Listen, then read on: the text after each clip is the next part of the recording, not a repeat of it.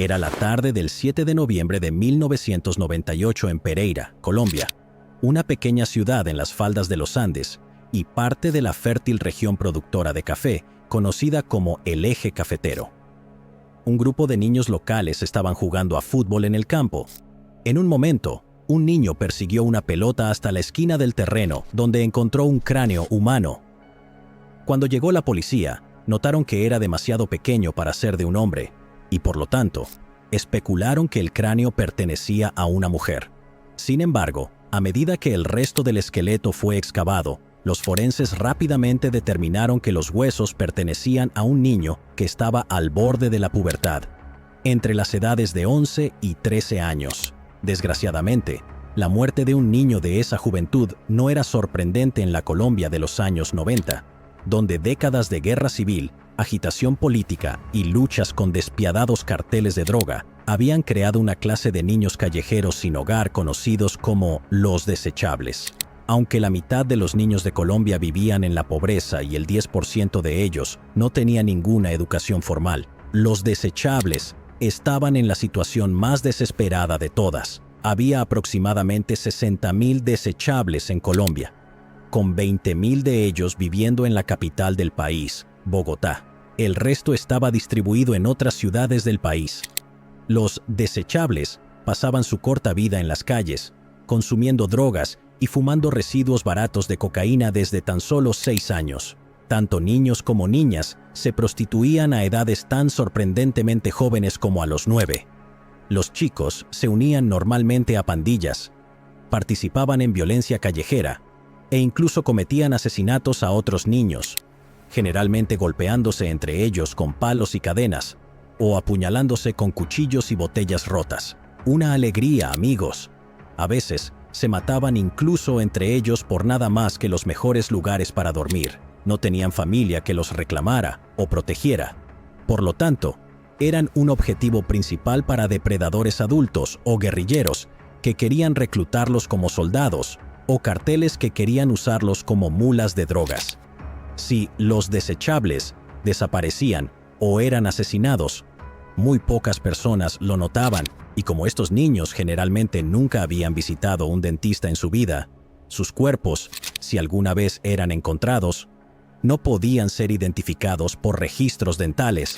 Así pues, el cuerpo del niño encontrado en un campo en Pereira no fue asignado a una alta prioridad por la policía. Lo más probable es que nunca descubrieran cuál era su nombre, pero quizás la policía debería haber prestado más atención. En esos momentos, la gente en toda Colombia se había alarmado por un aumento en la tasa de desapariciones de niños, no solo de los desechables, sino también de niños con padres y familias. Madres y padres en pánico se preguntaban dónde estaban sus pequeños. En el último año, decenas de críos habían sido reportados como desaparecidos solo en la ciudad de Pereira. Un aumento similar en las desapariciones había ocurrido en todo el país. El 15 de noviembre de 1998, la policía descubrió una fosa común con 36 niños en Pereira. Combinado con otros sitios de entierro más pequeños, el número total de cuerpos ascendió a 41. Una barbaridad, amigos. En los meses siguientes, se encontraron hasta 27 niños adicionales en una fosa común en el Valle del Cauca, al sur. Informes adicionales de sitios de entierro y fosas comunes llegaron de otras partes de Colombia, desencadenando una investigación ya sí a nivel nacional. Al principio, la policía consideró la teoría de que estos niños eran víctimas de una sociedad satánica o de una red de tráfico, pero las botellas de lubricante y de brandy barato que se encontraban invariablemente en cada sitio de entierro convencieron a la policía de que estaban ante la obra de un solo hombre, un prolífico asesino en serie. La policía consideró que esto podría ser obra de Pedro López, el monstruo de los Andes, que había matado a un estimado de 200 a 300 niños en Colombia, Perú y Ecuador en el espacio de solo unos pocos años. López había sido liberado de una institución mental colombiana solo 9 meses antes con una fianza de $50. Todo ello con la condición de que continuara su tratamiento psiquiátrico y reportara sus actividades mensualmente a un juez. Sin embargo, Había numerosas cosas sobre los asesinatos que descartaban a López como sospechoso. En primer lugar, algunos de los cuerpos encontrados en las fosas comunes llevaban allí un tiempo y obviamente fueron asesinados antes de la liberación del tipo. En segundo lugar, López principalmente se enfocaba en niñas jóvenes, pero los cuerpos en las nuevas fosas comunes eran abrumadoramente de niños varones de entre 6 y 13 años. En tercer lugar, el modus operandi del asesinato no coincidía con el de Pedro López, que consistía principalmente en agresión sexual y estrangulamiento. Estos nuevos cuerpos mostraban signos de tortura intensa y graves daños corporales antes de la muerte, junto con severas mutilaciones post-mortem. Insisto, amigos, por respeto, no hace falta entrar en detalles de cómo estos niños perecieron de la manera más horrible y dolorosa imaginable. Así que no, esto no fue obra de López, sino de un monstruo completamente nuevo.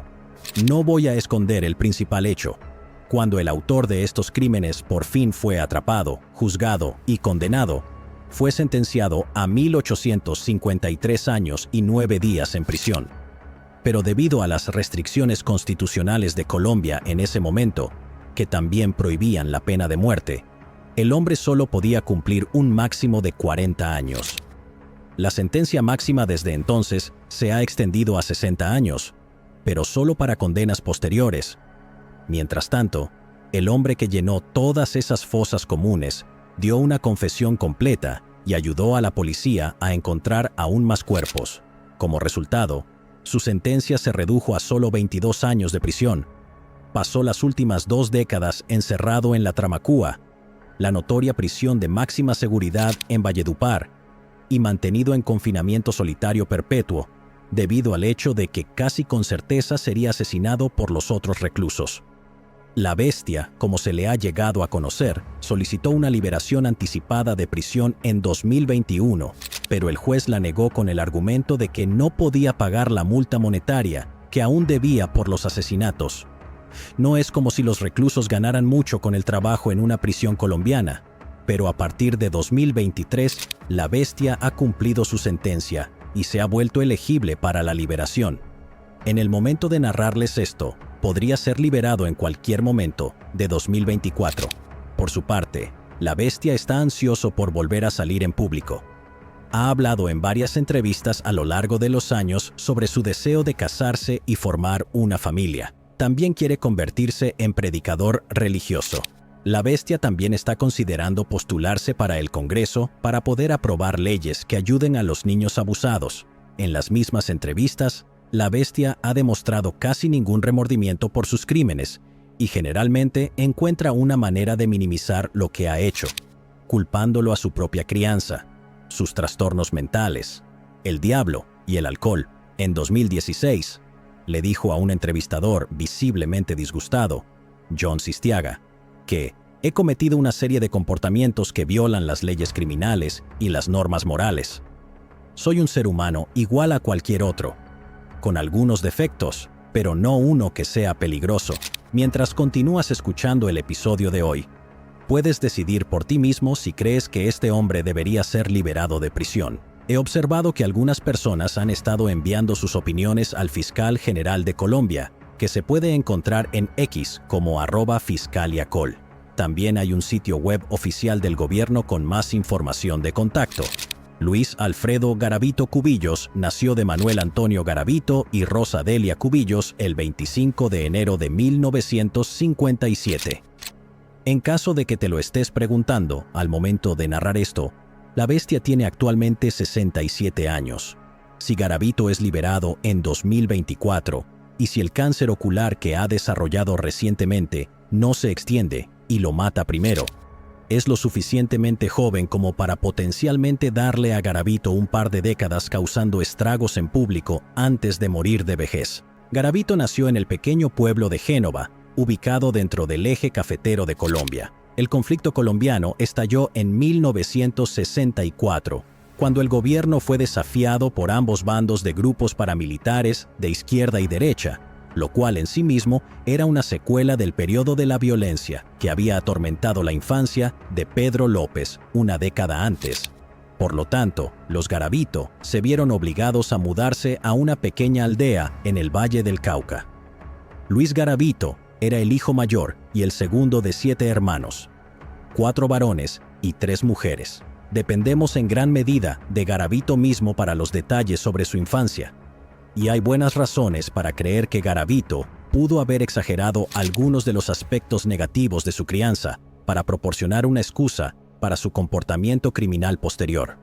Sin embargo, también debemos considerar la posibilidad de que al menos parte de su relato sea verídico, ya que la gran mayoría de los asesinos en serie provienen de hogares abusivos, pero a falta de una fuente independiente de este periodo, ya que no se ha dado un relato completo y confiable por parte de sus familiares, nunca lo sabremos con certeza.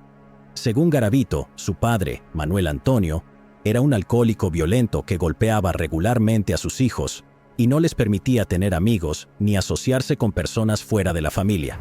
Además, Garavito recuerda que su padre también lo sometía a abusos verbales, en particular a él, llamándolo débil, imbécil y bastardo. Este último insulto puede haber sido literal, ya que Manuel y Rosa parecían haber tenido una relación fracturada desde el comienzo de su matrimonio.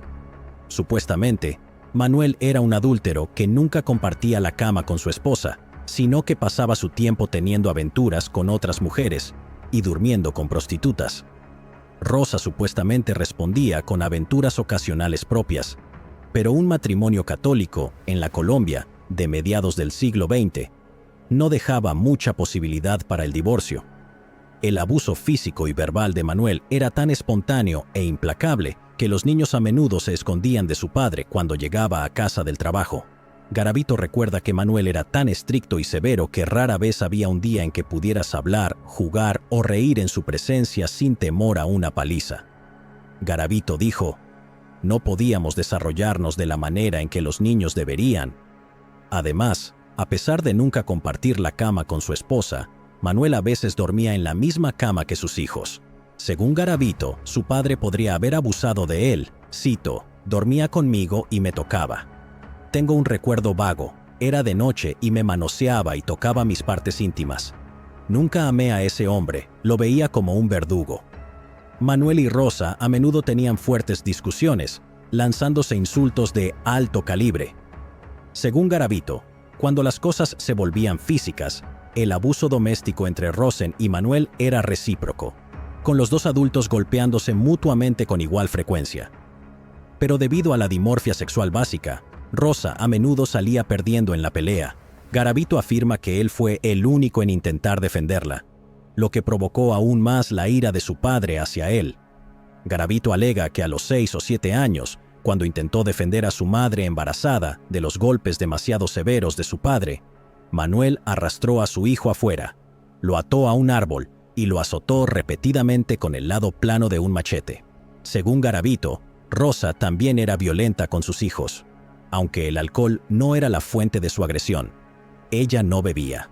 Rosa estaba enojada, despectiva y resentida con su situación en la vida, y desquitaba sus frustraciones con niños pequeños que no podían defenderse. Según Garavito, Rosa generalmente descuidaba a sus hijos, los veía como una molestia y una carga, y los criaba con poco afecto o cuidado. Garavito comenzó la escuela a los 7 años, después de que su familia se mudó. Resultó ser un pequeño respiro de su vida en casa. Tenía que usar anteojos, lo cual era motivo de burla por parte de sus compañeros. También tenía el apodo de Garabato, pero la crueldad de este apodo entre los niños no se traduce exactamente. Jugaba tranquilamente solo durante el recreo. Según los maestros de Garavito, era un alumno atento, pero no muy brillante, y tenía dificultades con ciertas materias. Con el tiempo, Garavito respondió al acoso con ataques de ira, a veces volviéndose violento. A veces asustaba a los otros estudiantes. A veces Garavito era brutalmente golpeado por un grupo de ellos. Cuando no explotaba en ataques de ira, Garavito mantenía un silencio tímido que evitaba que lo golpearan demasiado en casa. En 1967, cuando Garavito tenía 10, tuvo la primera sospecha de que podría sentir atracción hacia personas del mismo sexo. Otro niño en la escuela tocó inocentemente a Garavito, y él recordó sentir una agradable sensación que no entendía y un anhelo de permanecer al lado del niño. Existe cierta ambigüedad sobre si Garavito era homosexual o bisexual. Garavito insiste en que se siente atraído por las mujeres, pero sus relaciones bastante asexuadas con futuras novias y su disfunción eréctil perpetua parecen contradecirlo. Es posible que, siendo producto de su cultura y de la época, Garavito se sintiera presionado para sentir atracción por las mujeres y siga medio ocultando su verdadera orientación hasta el día de hoy. Aún así, aunque Garavito insiste en que se siente atraído por las mujeres, siente mucha más atracción por los hombres. Aunque el uso del término hombres puede ser exagerado, Garavito ha afirmado que los principales objetos de sus deseos a lo largo de su vida fueron jóvenes adolescentes. Cito: si veía a un joven, digamos de 13 o 14, subconscientemente sentía, pero entendía que me gustaba ese niño y que quería acariciarlo. Cabe destacar que Garavito no descartó más jóvenes que 13 o 14. En 1968, Garavito fue sacado de la escuela con solo una educación hasta quinto grado debido a su mal rendimiento académico y porque su padre quería ponerlo a ganar dinero para la familia. Por desagradables que hayan sido ciertos aspectos de su vida escolar, esto lo puso a merced de su padre casi a tiempo completo.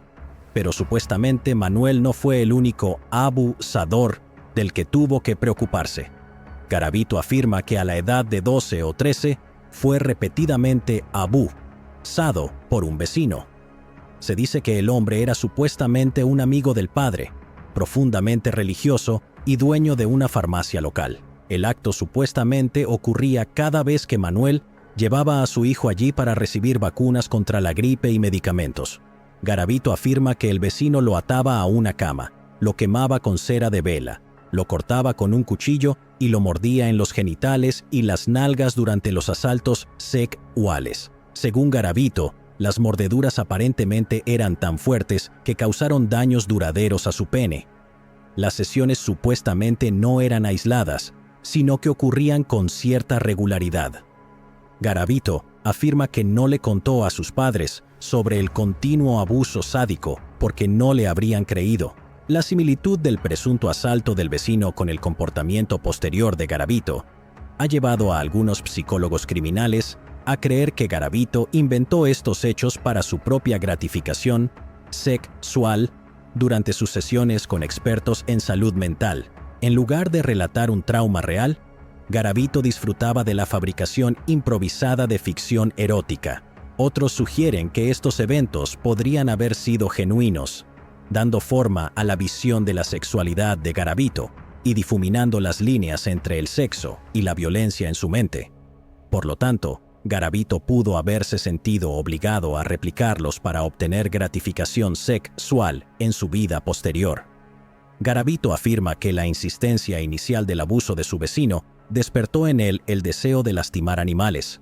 Cita: lo único que quería en ese momento era autoborrarme.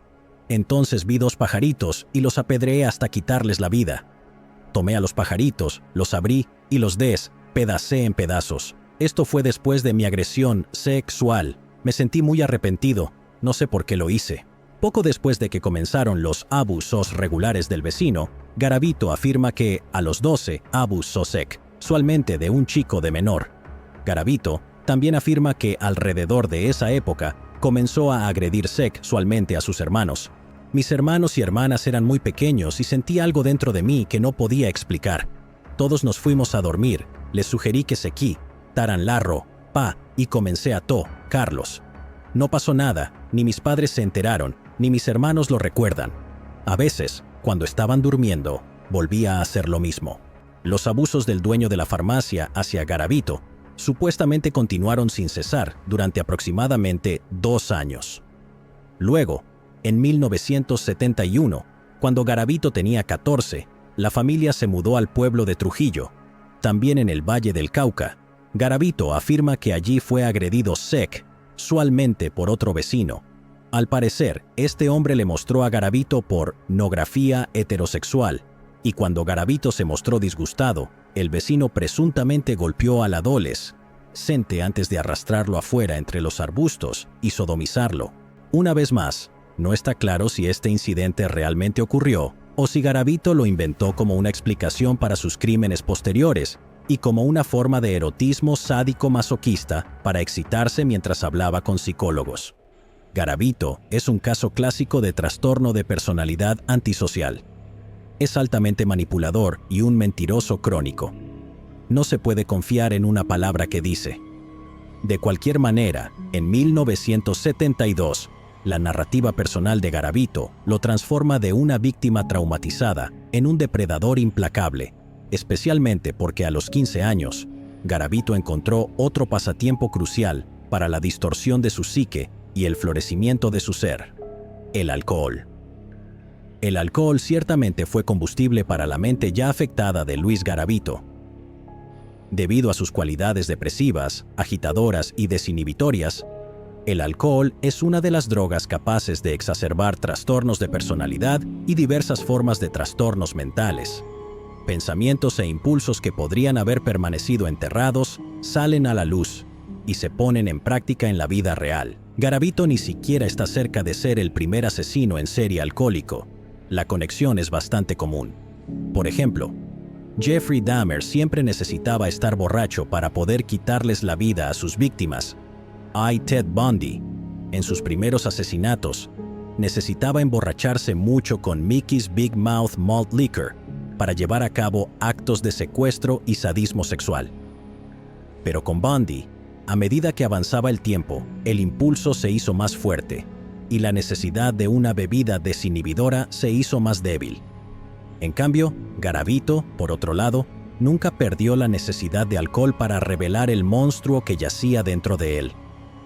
Era una situación de Jekyll y Mr. Hyde.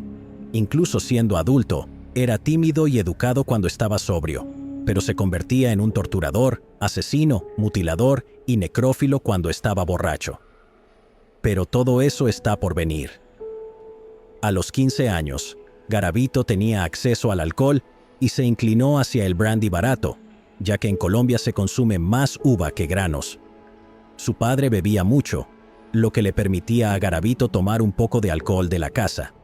En la década de los 70, las actitudes hacia el consumo de alcohol en los adolescentes eran más relajadas, por lo que un joven podía adquirir una botella de licor con mayor facilidad si lograba reunir el dinero. Además, la cultura de consumo de alcohol en Colombia implica un consumo más moderado, e incluso a veces se les da pequeñas cantidades de vino a los adolescentes con la cena.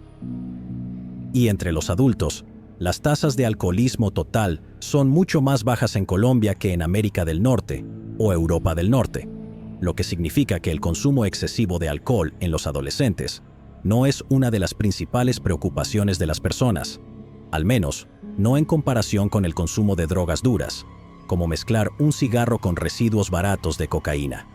Garavito también tenía una genética en su contra. Su padre era un borracho y provenía de una familia de borrachos, y aunque su madre no bebía, su padre también era un bebedor empedernido que murió de cirrosis hepática, y tenía 2 hermanos que también eran bebedores profesionales. Así que Garavito era un artista de la bebida en ciernes de una larga línea de artistas de la bebida, lo que hacía casi imposible que tomara un trago ocasional y moderado. Garavito dice que después del incidente en el que no logró excitarse con la pornografía heterosexual, intentó corregir el problema proponiendo sexo a docenas de mujeres mayores y muchas chicas de su edad. Para tener el coraje y posiblemente la voluntad de hacerlo, primero necesitaba estar completamente lubricado con alcohol, pero su descaro y confianza se veían contrarrestados por una embriaguez bastante desagradable y espeluznante. Así que el joven apestoso a alcohol, siempre y de manera previsible, era rechazado por todas las mujeres a las que se acercaba. Sin embargo, la juerga de borrachera se convirtió en algo permanente en la vida del adolescente.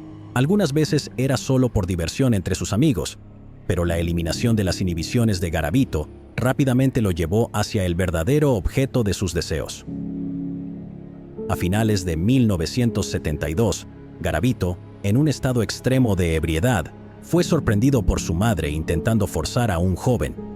Lo que Garavito afirmó más tarde es que el miedo y la angustia de este niño encendieron en él un fuerte impulso hacia el sadismo sexual. No está claro si este fue el único niño del que Garavito abusó en 1972, pero es el único caso en el que Garavito fue atrapado en 1972. Según Garavito, el incidente disgustó a su madre y a su padre, y lo echaron de la casa durante 1 o 2 semanas, pero no llamaron a la policía ni presentaron cargos. En 1973, a los 16, Garavito continuó con sus depredaciones. Desconocemos la cantidad exacta de víctimas en este año, pero sabemos que hubo varias. Viajó ampliamente, posiblemente para reducir las posibilidades de ser descubierto, y fue arrestado en una estación de tren en Bogotá, a 400 kilómetros de Trujillo, después de intentar agredir sexualmente a un joven. El ataque tuvo lugar en una plataforma de tren y el joven gritó de inmediato, atrayendo la atención de las autoridades. La naturaleza audaz y descuidada del ataque podría atribuirse al estado de embriaguez de Garavito en ese momento. A Garavito se le imputaron cargos de intento de abuso sexual a un menor, pero el caso no llegó a juicio. Bajo el interrogatorio policial, Garavito negó que quisiera sodomizar a la víctima, solo quería abusarlo ligeramente. Mientras tanto, el incidente llevó a que Garavito fuera expulsado permanentemente de la casa. Según Garavito, su padre Manuel no se opuso al asalto sexual en principio, pero sí al hecho de que fuera homosexual. Manuel despreció a su hijo por elegir a jóvenes en lugar de mujeres como sus presas, o al menos eso es lo que Garavito afirmó más tarde. A partir de ahí, el joven de 16 años fue arrojado al mundo de los muchos hombres jóvenes sin hogar en Colombia. Algunos de ellos fueron reclutados por grupos paramilitares, otros se convirtieron en delincuentes, pero la mayoría fueron explotados como mano de obra barata. Primero encontró trabajo en una plantación de café en Trujillo.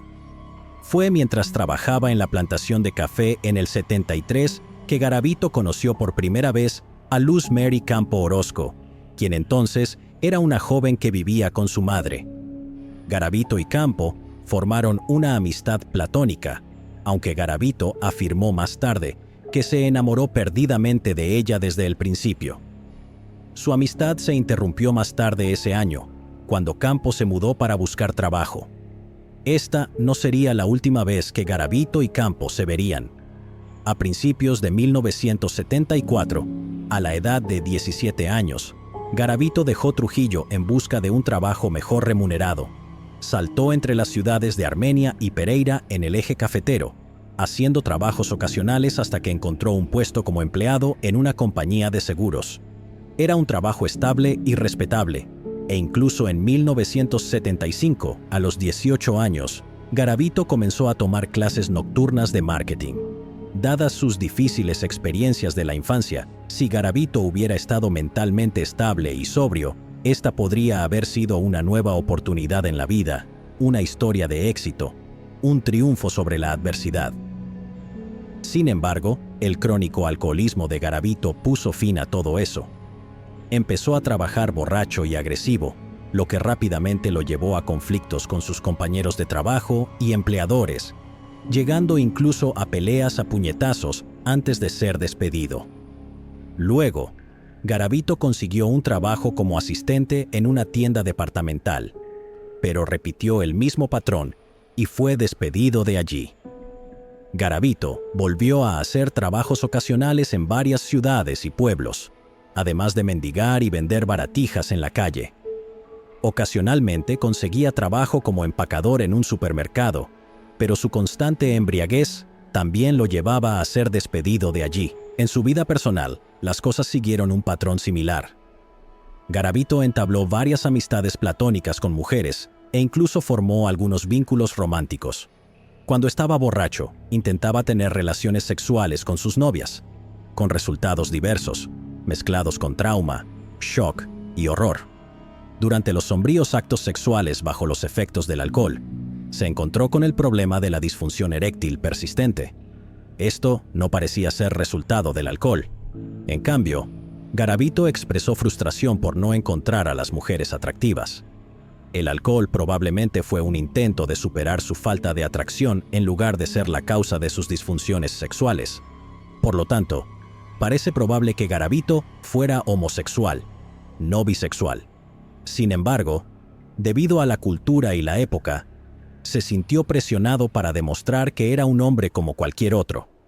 Y debido a que Garavito bebía en presencia de sus novias, rápidamente se volvía desagradable y cometía actos de abuso verbal y físico. Pero cuando estaba sobrio, Garavito a menudo parecía lleno de remordimiento y su comportamiento hacia sus novias era bastante cariñoso y tierno. Sin embargo, el consumo excesivo de alcohol hizo que estas relaciones tuvieran una vida corta. Garavito no podía pasar más de unos días sin emborracharse, lo que significaba que las mujeres en su vida estaban sujetas a amenazas recurrentes, golpizas y discursos ebrios. Después de suficientes de estos abusos, las mujeres siempre echaban a Garavito de la casa y difundían la noticia de su alcoholismo y su comportamiento abusivo en toda la comunidad. Por lo tanto, Garavito regularmente agotaba su bienvenida en un vecindario, pueblo o ciudad, y volvía a comenzar con desconocidos. Lo único que le permitía quedarse en un lugar durante unos meses era el hecho de que era muy tranquilo y amable cuando estaba sobrio, lo que le daba un poco más de tiempo con las personas antes de ser marginado.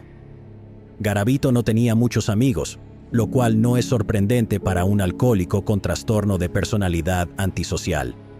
Su confidente más cercana en la vida era su hermana Esther, el único miembro de su familia con quien hablaba después de ser expulsado de su hogar de la infancia. Garavito visitaba regularmente a Esther en Trujillo, pero incluso ella, aunque se mostraba comprensiva, intentaba limitar la cantidad de contacto que tenía con él debido al alcoholismo de Garavito. Incluso ella había sido víctima de su agresión cuando estaba borracho. En cuanto al resto de su familia, Garavito sentía una profunda aversión hacia ellos. Un tema constante cuando Garavito estaba borracho era lo mucho que odiaba a su madre y a la mayoría de sus hermanos, y cómo quería matar a su padre. Se desahogaba al respecto con cualquiera que quisiera escucharlo, y aunque nunca pudieron estar seguros de que Garavito dijera la verdad sobre su infancia, lo que sufrió a manos de su padre continuaba irritándolo. El patrón de mudarse a una nueva ciudad, haciendo amistad o relacionándose con una mujer, y luego usando el alcohol para reducirlo todo a ruinas y cenizas, se repitió desde 1974 hasta 1978. No está claro cuántos niños agredió Garavito durante este tiempo, pero sabemos que fueron bastantes, probablemente en decenas, a lo largo de los 4 años. Garavito insiste en que en ese periodo estaba atacando no solo a niños, sino también a niñas. Esto podría ser cierto, o simplemente otra manifestación de Garavito de que definitivamente no era gay. También se valió de trabajadores sexuales infantiles entre los desechables, miles de huérfanos empobrecidos que se alineaban en las calles y callejones de Colombia.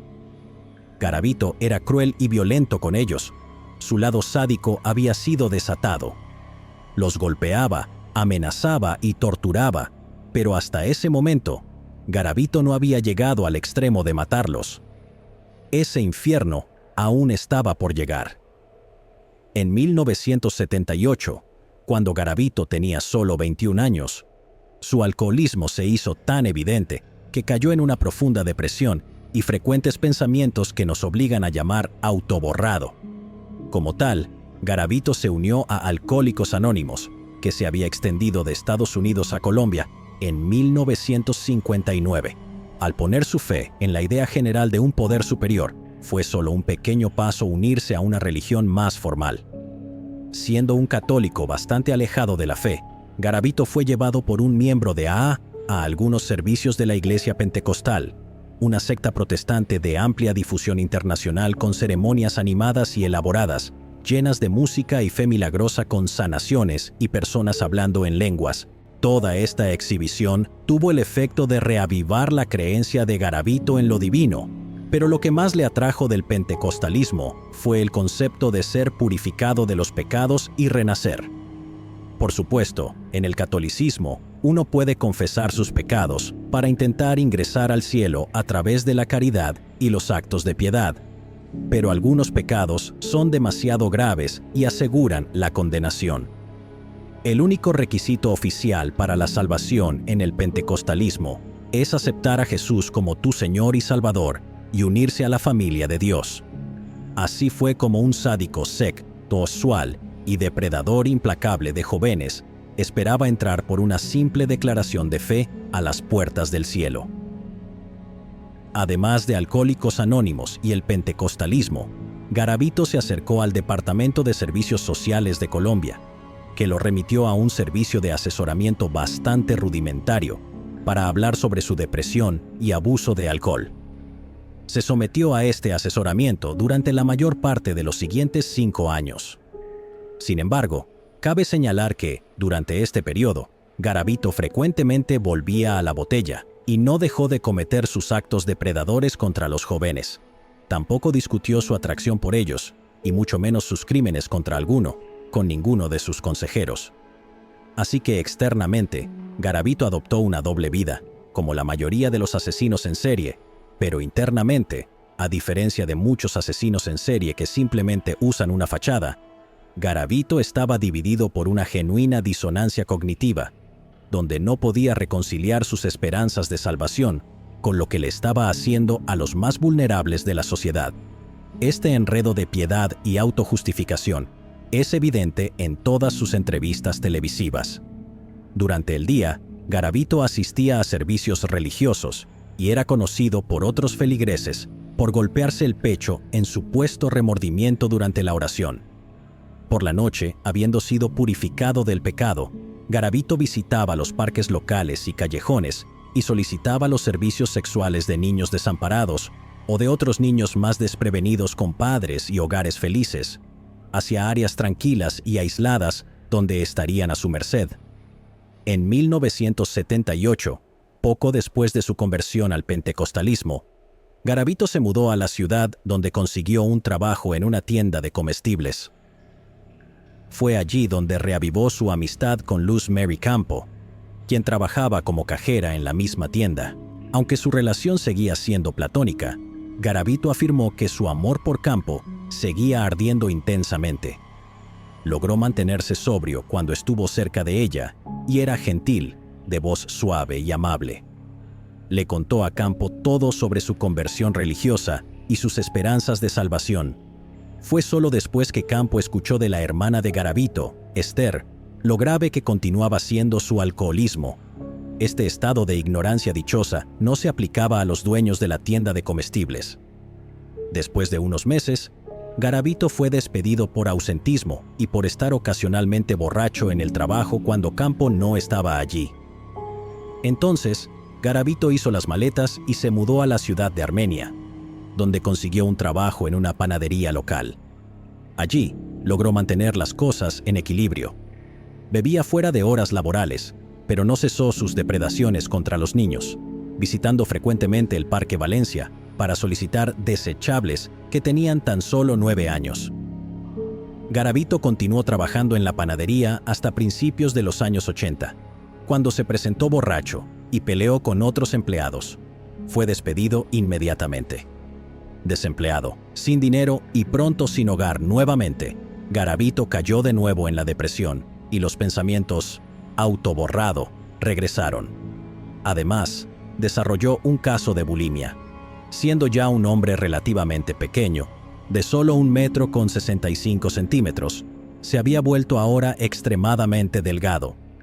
En la primavera de 1980, Garavito se internó en el pabellón psiquiátrico del Hospital San Juan de Dios, en la ciudad de Manizales. Fue allí donde los médicos descubrieron que también sufría de paranoia y alucinaciones. Fue tratado con antipsicóticos. En una sesión de terapia, Garavito comenzó a confesarle a su psiquiatra que tenía deseos por los niños, pero luego se retractó, explicando que quería decir que quería formar una familia.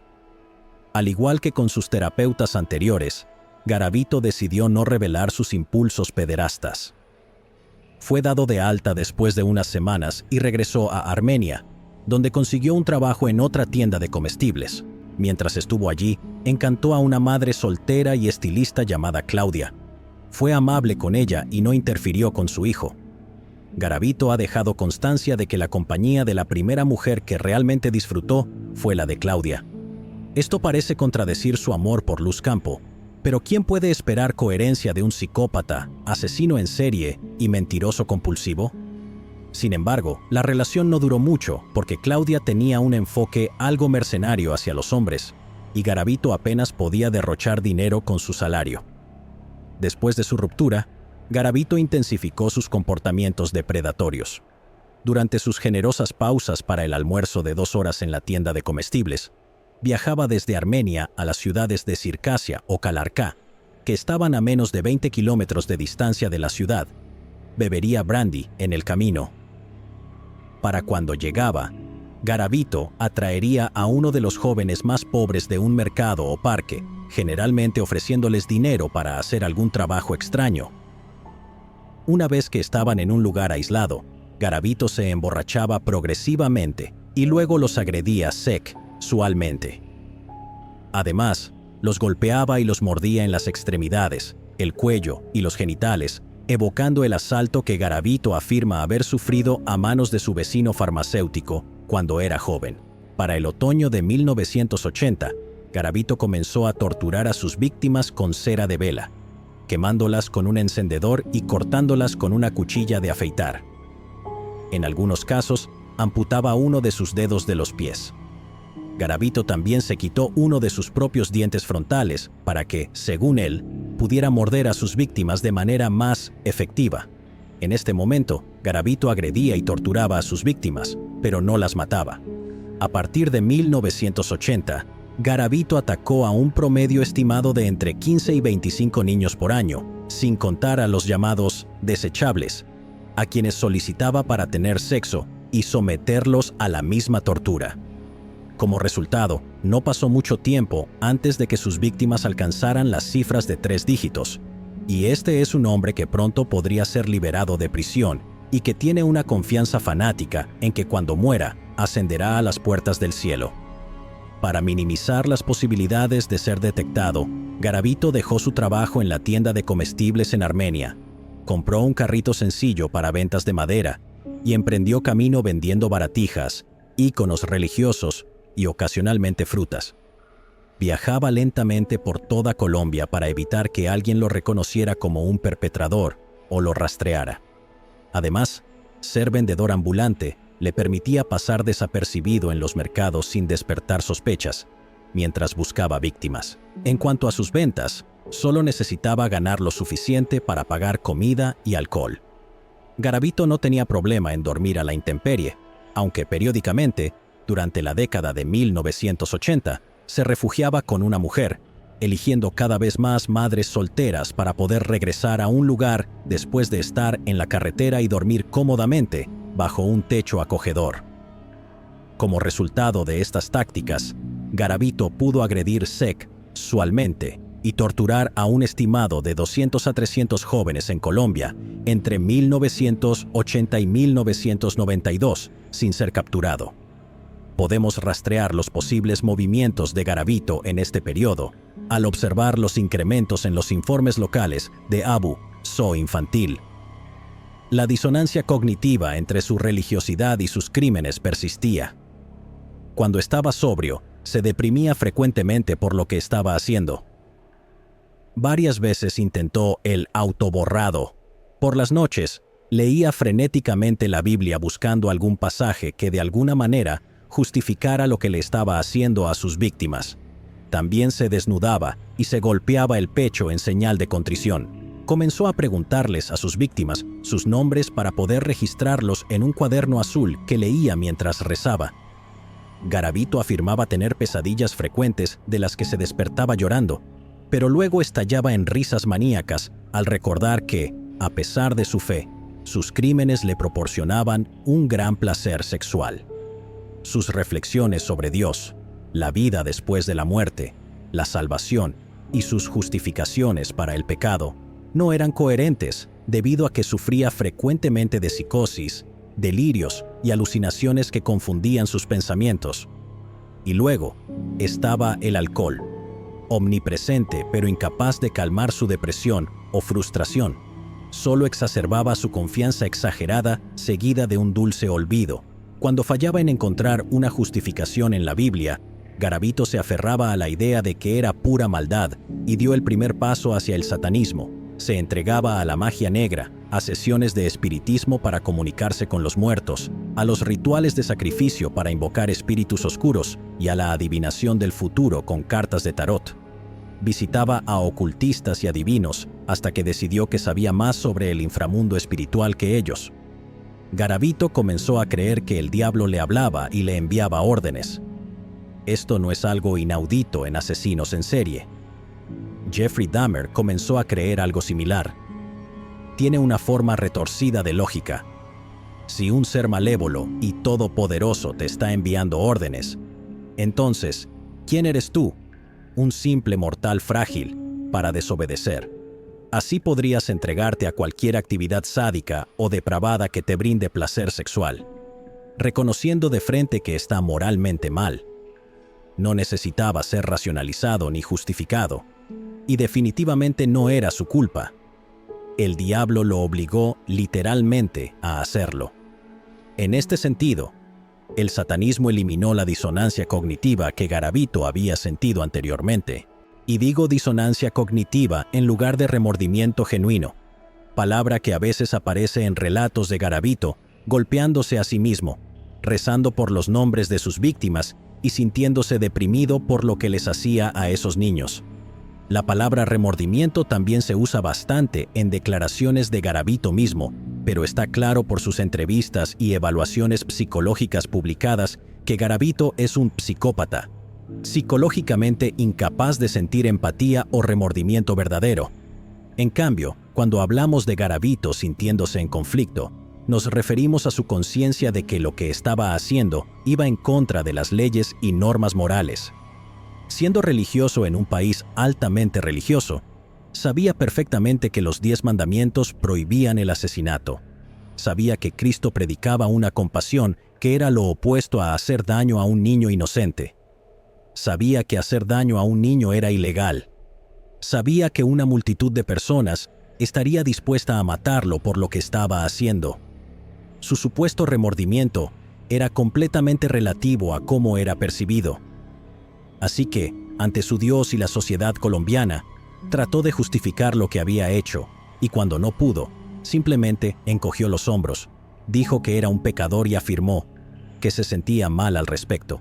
Pero en realidad no le importaba el sufrimiento de esos niños. Además del satanismo, Garavito añadió el nazismo, principalmente en relación a la violencia que causaba más que por cualquier ideología o raza. Consiguió una copia de Mein Kampf, varias biografías de Hitler y relatos de la Segunda Guerra Mundial. Garavito se conectaba con el hecho de que Hitler una vez fue un artista sin hogar y empobrecido en Viena. Admiraba el hecho de que Hitler había pasado de una situación muy similar a la suya a convertirse en un dictador totalitario de un país y casi conquistar toda Europa. Garavito también admiraba los métodos especialmente despiadados y violentos de Hitler.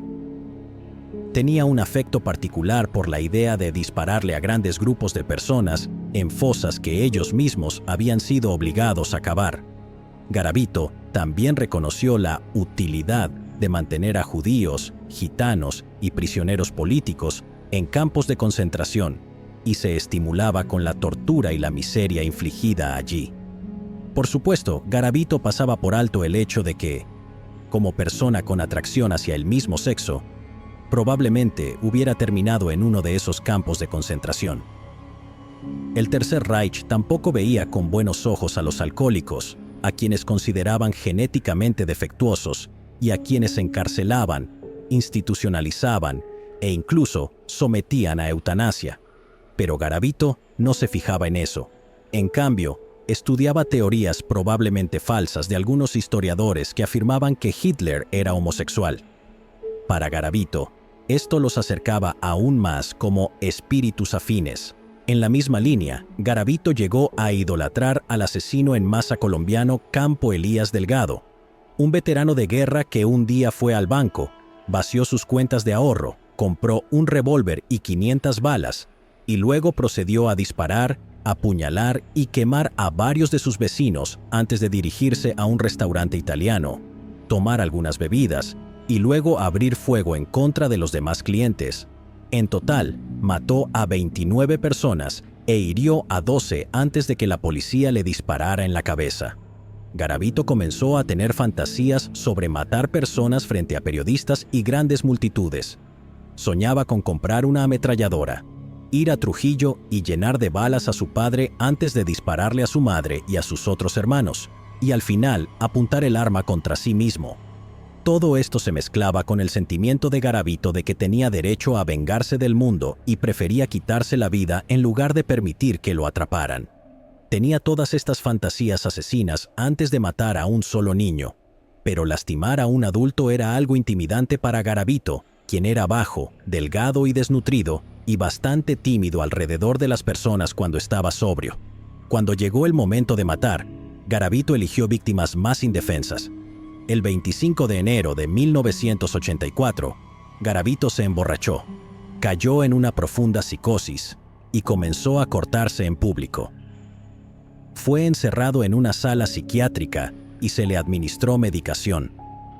Recibió terapia cognitivo-conductual para tratar su depresión. Permaneció institucionalizado durante un mes y fue dado de alta el 28 de febrero, supuestamente en buen estado de salud. Ese mismo día, fue a la ciudad de Pereira, donde secuestró, agredió sexualmente y torturó a 2 niños. Garavito fue a la casa de su hermana Esther, quien entonces vivía en Pereira, y le pidió que guardara una pequeña bolsa de ropa que contenía 2 tarjetas de identidad tomadas de los niños.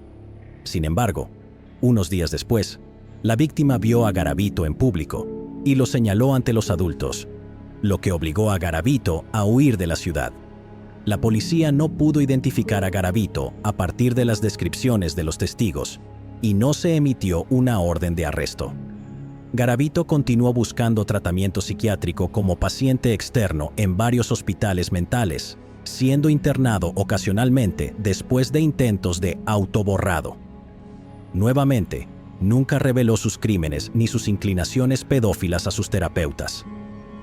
También fue arrestado y liberado en 1984 bajo sospecha de robo menor, pero fue liberado sin cargos. Pasaron 2 años antes de que Garavito tuviera el coraje suficiente para regresar a Pereira. Era una ciudad lo suficientemente grande como para que tuviera la suerte de no ser reconocido por ningún testigo anterior. A lo largo de 1986, Garavito continuó ejerciendo su oficio como vendedor ambulante y al mismo tiempo acechaba y agredía a sus víctimas. También convivió con una madre soltera llamada Graciela Zabaleta, a quien conoció al azar después de salir de un hospital psiquiátrico cerca de su casa. Garavito se acercó a ella y de inmediato sugirió que fueran novios. Aunque esta aproximación era extraña y atrevida, y la franqueza de su enfoque podría haber tenido el efecto exactamente opuesto, Graciela quedó encantada por la confianza de Garavito y lo invitó a su casa. Durante los siguientes meses, Garavito pagó las cuentas y los alimentos de Graciela con los ingresos de sus ventas ambulantes. También fue muy amable y aparentemente protector con los hijos de Graciela. La disfunción eréctil evitaba el sexo, pero al igual que con Luz y Claudia, Garavito afirmó más tarde que estaba locamente enamorado de Graciela.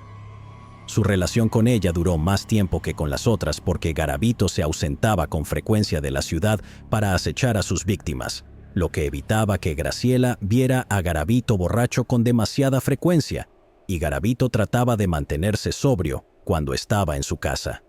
Sin embargo, a principios de 1987, Graciela había visto a Garavito borracho, desquiciado y enojado demasiadas veces, y le pidió que se fuera.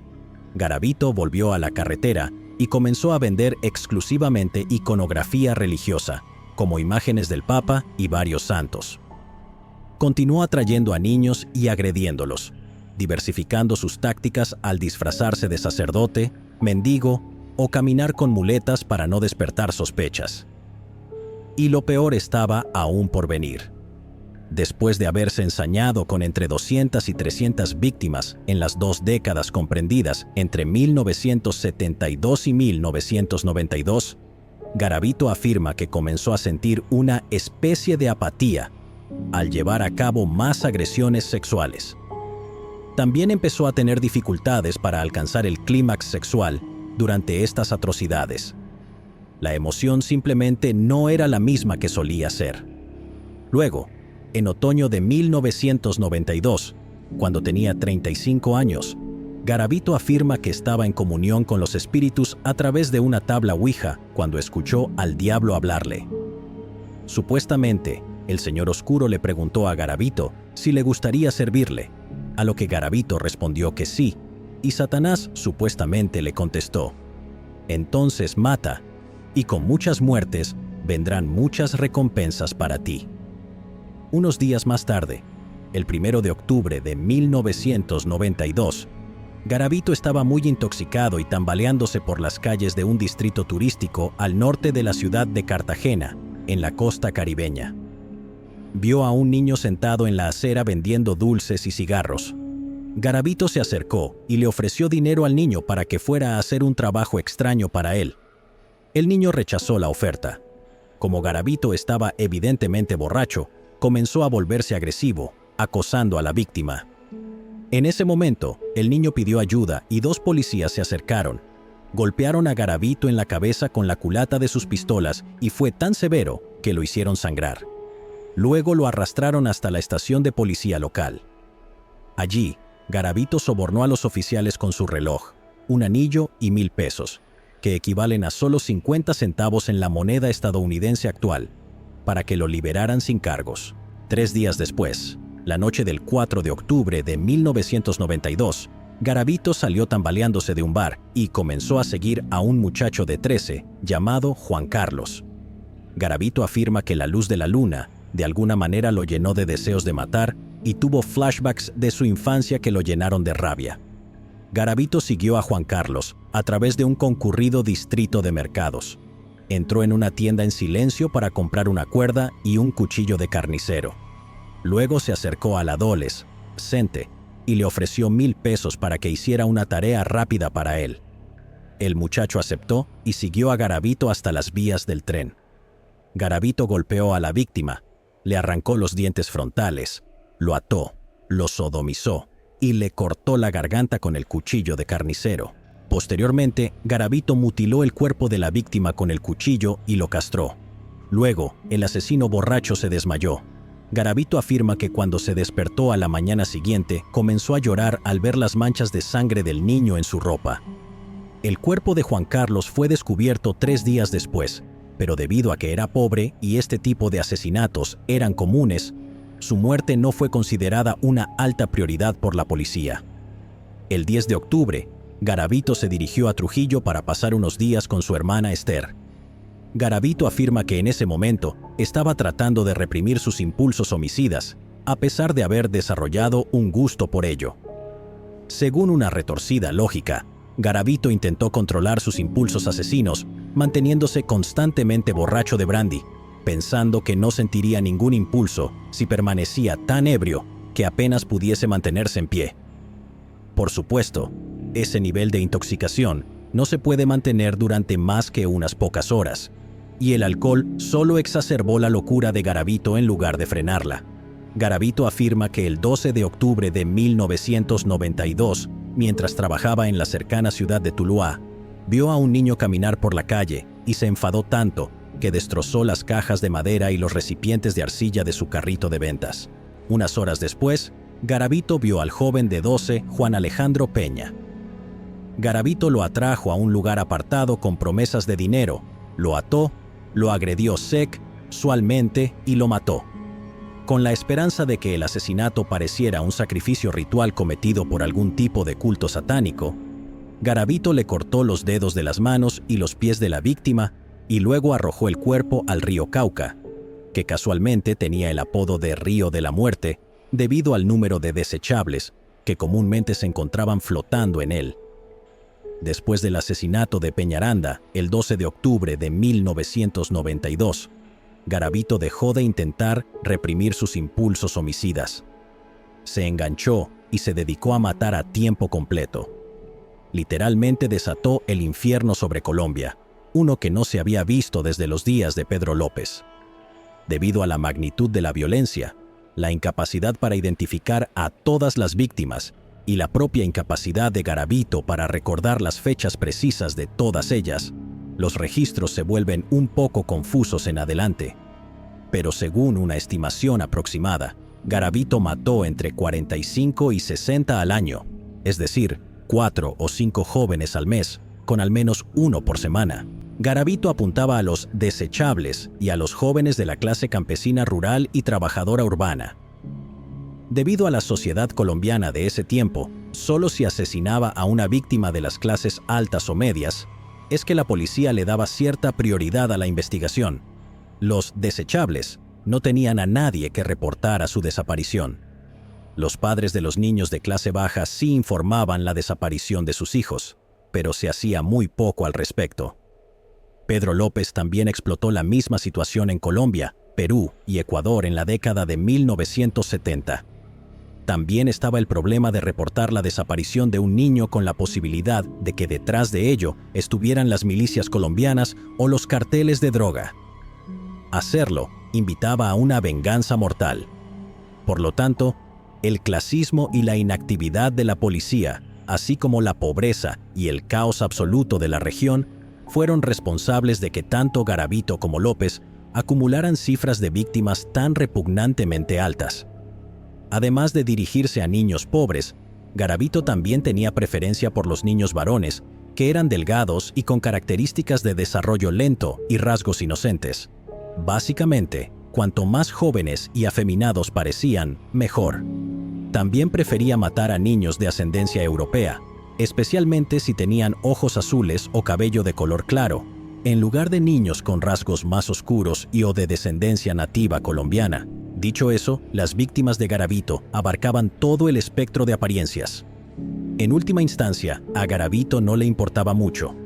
Las víctimas de asesinato de Garavito tenían típicamente entre 6 y 13 años, con una excepción siendo un adolescente discapacitado de 16 que había perdido el uso de sus piernas. Garavito también asesinó a 5 adultos que fueron testigos accidentales de sus homicidios. No los torturó ni agredió sexualmente, ni mutiló sus cuerpos. Debido a que muchos jóvenes no tenían registros dentales, que ningún padre los reclamaba o que estaban demasiado descompuestos cuando se encontraron sus cuerpos, muchos jóvenes no pudieron ser identificados en ese momento. Se necesitó una elaborada reconstrucción facial y años de investigación para descubrir sus identidades, y hasta el día de hoy, 27 de las víctimas de Garavito aún no han sido identificadas.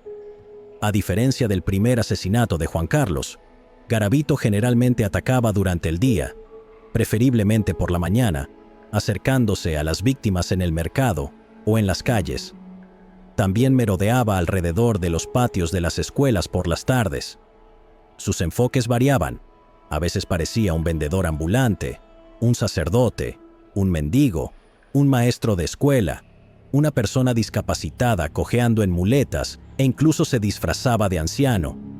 En resumen, Garavito se aseguraba de ganarse una reputación en la comunidad local como un trabajador de caridad amante de los niños, una fachada que lograba mantener de manera muy efectiva cuando era amable y estaba sobrio.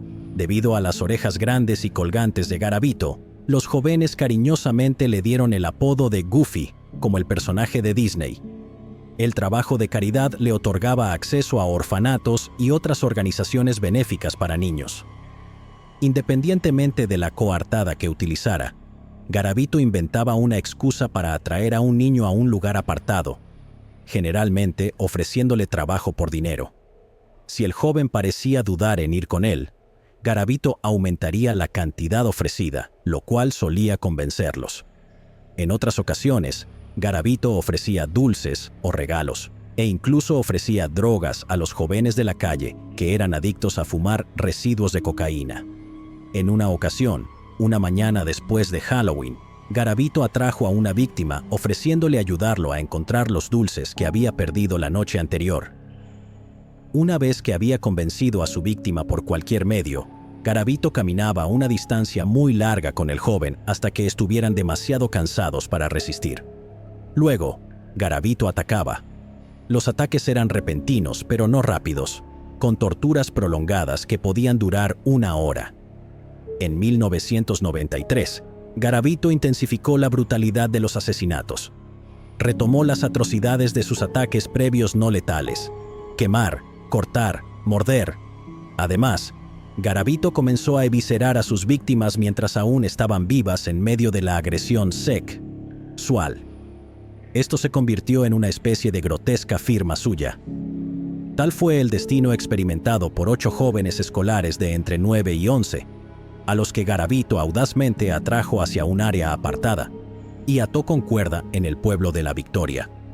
Se movió de una víctima a otra, mientras los demás observaban. Después de terminar, Garavito cortaba los dedos de los pies de la víctima después de la muerte y los tomaba como trofeos, junto con sus fotos recortadas de sus tarjetas de identidad. Sin embargo, Garavito pronto desechaba los dedos por miedo a ser detectado por perros rastreadores. En su lugar, documentaría los asesinatos en un pequeño cuaderno, tomaría fotografías de los cuerpos de las víctimas, recortaría cualquier informe de prensa sobre los asesinatos y guardaría los recibos y boletos de autobús de sus viajes entre pueblos. Guardaba estos recuerdos en una bolsa de algodón negro en la casa de su hermana Esther. Después de la masacre en La Victoria, Garavito viajó 1 hora hacia el norte y utilizó el mismo modus operandi para torturar y asesinar a otras 11 víctimas en Bogotá. Esta vez las mató una por una. Luego partió hacia Tuluá y encontró más víctimas, pasando el resto de 1993 saltando entre Pereira, Quimbaya, Armenia y otras 54 ciudades y pueblos, quitándole la vida a docenas de víctimas. Al final del año, Garavito comenzó a extraer los órganos vitales de las víctimas después de la muerte y llevarlos consigo desde la escena del crimen. No los guardaba como trofeos, sino que pronto los descartaba en un segundo lugar. Debido a la rápida descomposición y la interferencia de la vida silvestre, casi nunca se encontraban las vísceras. En 1994, Garavito agregó el método de tortura de desollar la piel de las nalgas de las víctimas con una cuchilla de afeitar que sostenía entre sus dedos. El 4 de febrero, en Bogotá, Garavito atrajo a Jaime González, de 13 años, desde la Plaza Boulevard hasta un campo de caña de azúcar. Garavito ya estaba extremadamente ebrio. Acababa de ser expulsado de un bar por molestarse por la calidad de la comida. Continuó bebiendo de una botella barata de brandy una vez que llegaron al campo. Después de que Garavito asesinó a González, vio un crucifijo cercano que desencadenó su latente miedo a Dios. Garavito entró en pánico, enterró su cuchillo y rezó por absolución. Luego desenterró el cuchillo y se fue a un hotel donde caminó desnudo alrededor de la habitación durante varias horas, azotándose y recitando el Salmo 57. Sé misericordioso conmigo, oh Dios, porque mi alma confía en ti. Bajo la sombra de tus alas buscaré refugio hasta que pasen estas calamidades.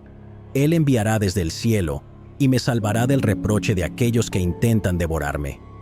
Mi alma está entre leones y yace entre aquellos que están encendidos en fuego, incluso los hijos de los hombres cuyos dientes son lanzas y flechas, y su lengua una espada afilada.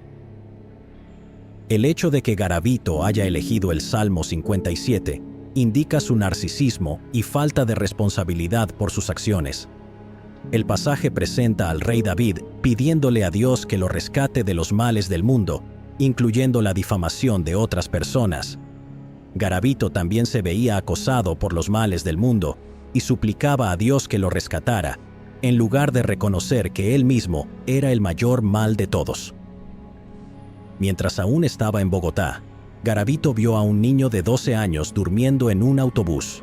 Lo embriagó con brandy y llevó a su víctima, ahora intoxicada, a un barranco. Allí, Garavito le quitó la ropa a la víctima y comenzó a atarlo con una cuerda. Cuando Garavito percibió el olor de la carne podrida, pronto descubrió que estaban junto a una fosa común, pero no una de Garavito. Esto era Colombia. Mientras Garavito se alejaba del olor, el joven aprovechó la oportunidad y agarró el cuchillo de Garavito. El joven cortó a la hombre, seccionando los tendones de la mano izquierda de Garavito, mientras él levantaba los brazos para protegerse. Sin embargo, Garavito logró dominar a la víctima y asesinarlo. El golpe mortal solía ser un corte profundo en la garganta, durante el clímax. Posteriormente, Garavito castró el cadáver. Cuando se sentía particularmente enfurecido y venenoso, Garavito colocaba los genitales en la boca del cadáver. Solo se conocen 2 víctimas de cientos desde que Garavito inició su ola de matanzas en 1992, que lograron tener suerte en sus intentos de escape. Bram Fernie Bernal Álvarez era un joven que trabajaba para su padre en un negocio de peleas de gallos. Garavito se acercó a la víctima sin intentar engañarlo, sino amenazándolo de inmediato con un cuchillo. Garavito lo condujo al bosque y ató a la víctima con una cuerda. Apuñaló a Álvarez 7 veces con un destornillador durante el asalto sexual. Sin embargo, Álvarez logró liberarse de las cuerdas y escapar antes de que Garavito pudiera matarlo. En Circasia, Garavito se acercó a un joven llamado Carlos Alberto.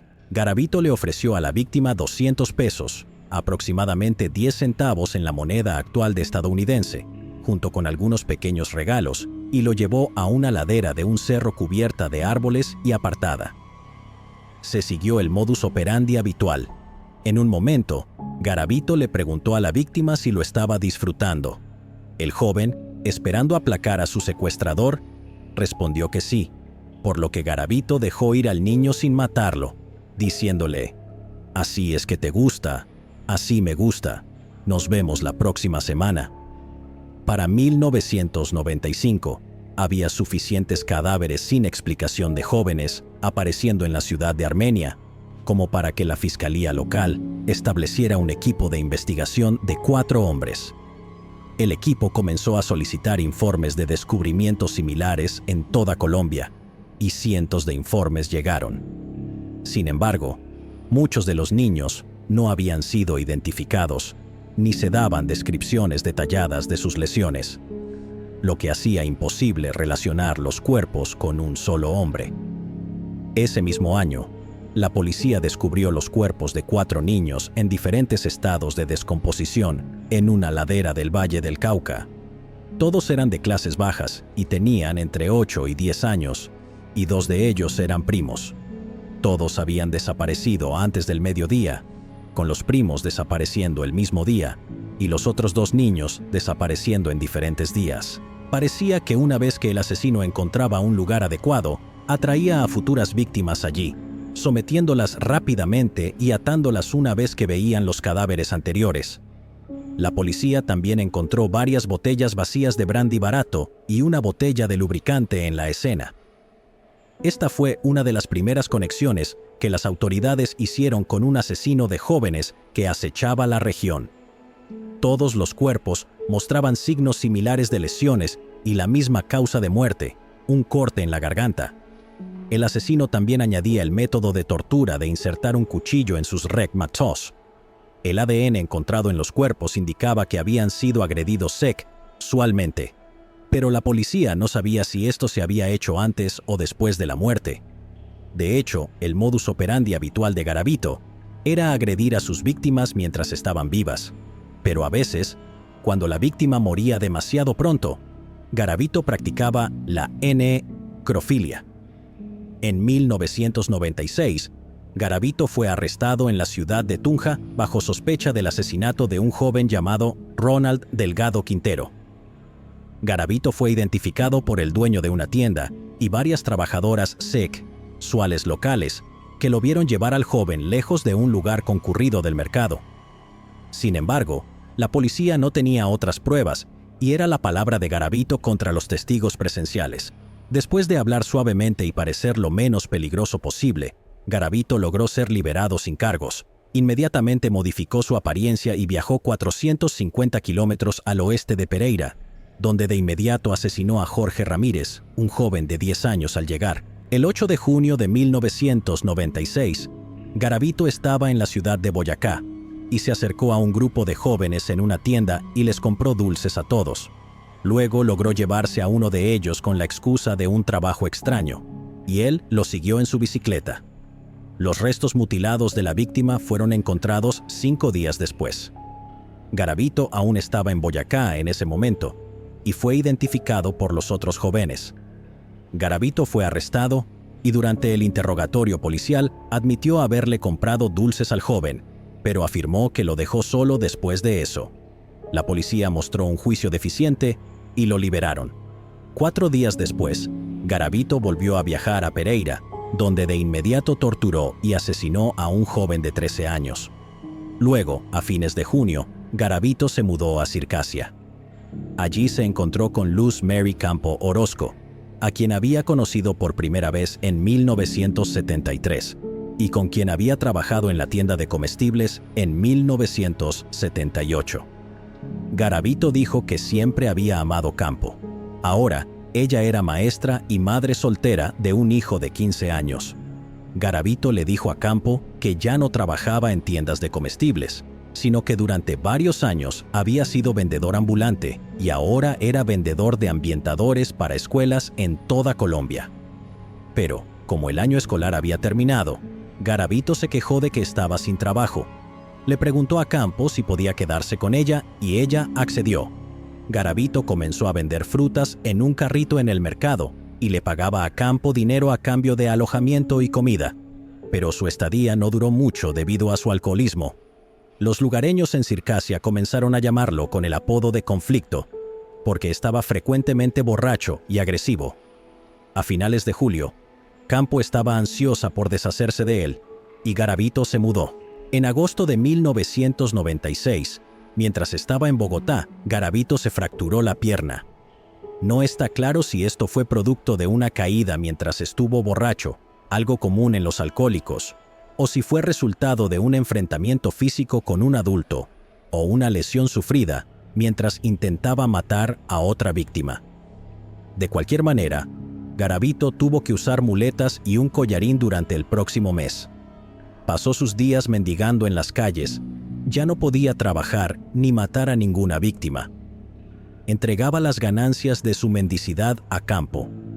A mediados de septiembre, cuando Garavito se había recuperado lo suficiente, salió y compró un televisor para Campo y pagó en cuotas. 2 semanas después, en octubre, Garavito estaba borracho nuevamente y tuvo una pelea física con el hijo adolescente de Campo, porque Garavito quería ver las noticias locales mientras el chico veía otra cosa. Campo echó a Garavito de la casa y tuvo que asumir ella misma los pagos de las cuotas del televisor. 2 meses después, el día de Navidad, Campo recibió la visita de un amigo varón que le dio un regalo de Navidad. Garavito debe haber estado vigilando la casa, porque esa noche hizo una llamada telefónica borracho a Campo, diciéndole que no le gustaba que ese hombre la visitara. Campo respondió diciéndole a Garavito que tenía prohibido quedarse con ella nuevamente. A las 6 de la mañana del día siguiente, Garavito apareció en la casa de Campo a un borracho de la noche anterior, gritando amenazas e insultos obscenos. Garavito intentó estrangular a Campo. Ella y su hijo huyeron y se refugiaron en la casa de su vecino. Garavito destrozó la casa de Campo y se quedó allí varias horas más tratando de que se le pasara la embriaguez. Luego, le escribió una nota de disculpa a Campo y luego se marchó. Campo nunca lo volvió a ver. Poco después, en la segunda semana de enero de 1997, Garavito asesinó a 3 víctimas, todas entre las edades de 6 y 8 años. Necesitando un nuevo lugar para quedarse, Garavito retomó su relación con Graciela Zabaleta, una madre soltera en Pereira, con quien había tenido una relación romántica en 1986. Los dos habían estado en contacto periódicamente desde entonces. Garavito la visitó a principios de 1997 y la convenció para que lo aceptara de nuevo. Él usaba el lugar como base de operaciones mientras continuaba viajando por todo el país matando a víctimas, Por lo tanto, no lo veía con frecuencia, lo que podría explicar la relativa longevidad de su estadía con ella. Garavito también estaba activo en Pereira, por ejemplo.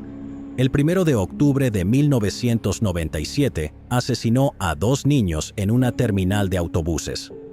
Al mes siguiente, en noviembre, la policía descubrió un sitio de desecho con 4 víctimas en un barranco en el campo en la región de Risaralda, no muy lejos de Pereira, donde Garavito tenía su base. El espeluznante descubrimiento desató una avalancha de investigaciones policiales y cobertura mediática que alarmó a Garavito. Sin embargo, la investigación se estancó por falta de sospechosos.